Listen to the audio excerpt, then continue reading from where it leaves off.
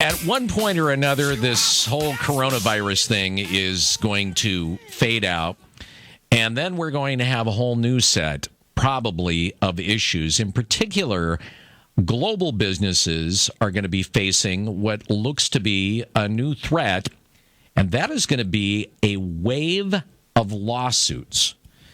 The coronavirus has upended markets, it's disrupted supply chains, it's forced in some places quarantines, which is all a fertile ground for lawsuits. You look at hospitals, restaurants, daycare centers, nursing homes, hotels, cruise lines, you name it.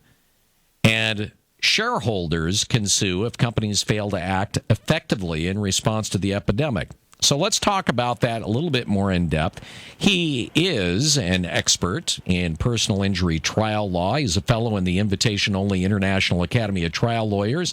It is Quentin Brogdon joining us on the wake-up call this morning.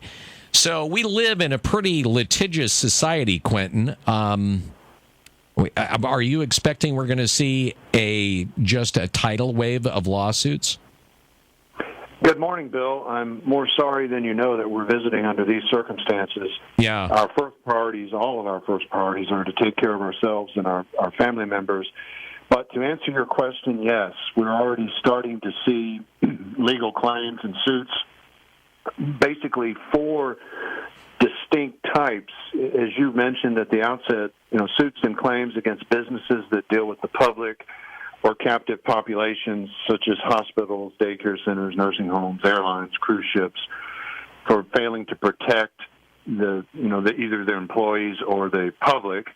We're seeing suits, companies against companies, related to contractual disruptions. I can't deliver the product because of the coronavirus outbreak, and the question of whether that would be excused by some act of God, namely the coronavirus. And, of course, that will be case by case, insurance policy by insurance policy, state by state. The states, generally regulate insurance issues.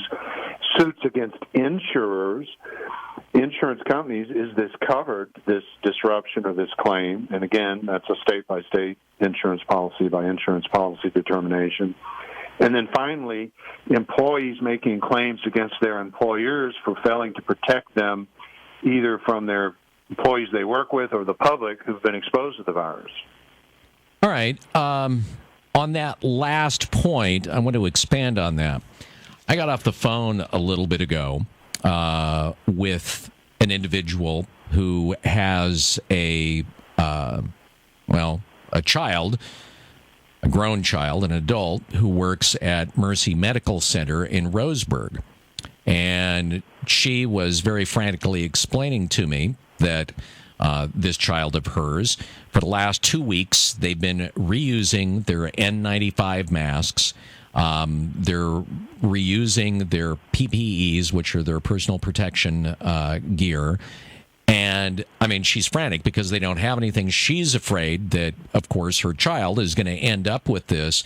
In cases like this where you have hospitals that are running out of this protective gear, are they going to be on the hook for lawsuits? Well, potentially, but of course, if I represented the hospital, my argument would be we did what we could. We acted on the information we had. We took reasonable steps. We made efforts to acquire these face masks and other personal protective equipment. But we, just as other hospitals across the nation, were not able to get the quantity and quality of what we needed. And our choice was to either shut down or to continue ministering and trying to heal the sick as best we could under the circumstance. So it's a balancing test. Obviously, hospitals and others have to take reasonable steps, and it can depend upon the circumstances. And needless to say, this is an outbreak and an event, unlike, as far as viruses, unlike anything we've had since 1918 with the Spanish flu, which killed about 3% then of the global population. So you would have some arguments on behalf of the patients and the workers there against the hospital, but you would also have arguments you could make, depending on the circumstances, for the hospital. So when you're talking about the basic workplace, I know that last week we kind of locked down our lobby for any visitors coming in. I mean, normally on this show right now, we have guests that come in, sit in the studio all the time. We've locked that down. Winners are not allowed in to pick up their prizes and a variety of other things. Are there other things that are less obvious that you think that businesses ought to be doing right now just to protect themselves? Employers have a general duty to provide their employees with a workplace that's free from recognized hazards likely to cause death or serious physical harm.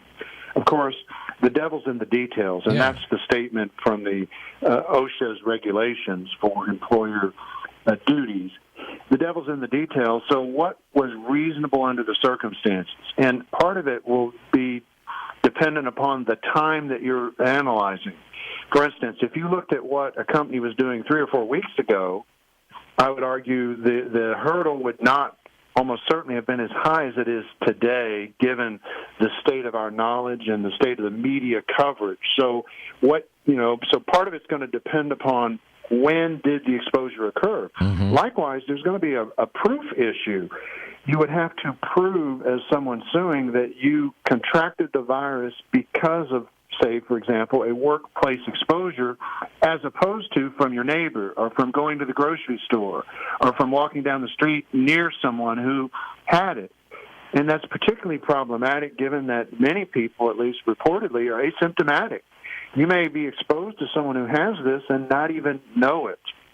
So there will be a definite proof problem for anybody trying to prove in a court that a specific exposure or a specific instance of being around something or in the vicinity on the premises caused the particular outbreak of coronavirus that's at issue. Well, we all know that insurance companies don't make money by paying off claims.